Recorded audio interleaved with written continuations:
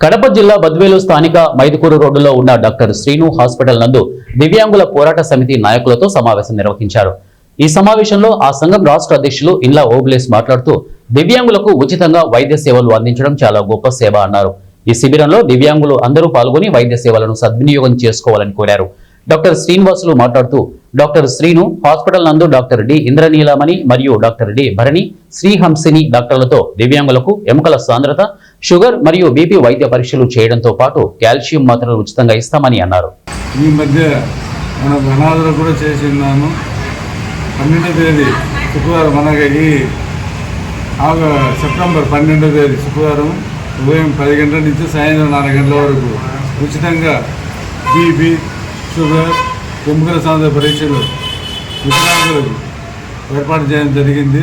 అందరూ తప్పకుండా ఈ అవకాశాలను వినియోగించుకోవాల్సిందిగా కోరుతున్నాను.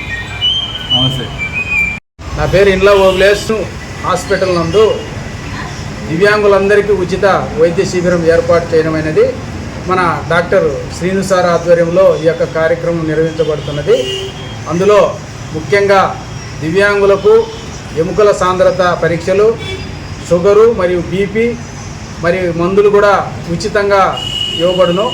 ఈ యొక్క సదవకాశాన్ని దివ్యాంగులందరూ సద్వినియోగం చేసుకోవాలని చెప్పి మీ అందరినీ విజ్ఞప్తి చేస్తున్నాను.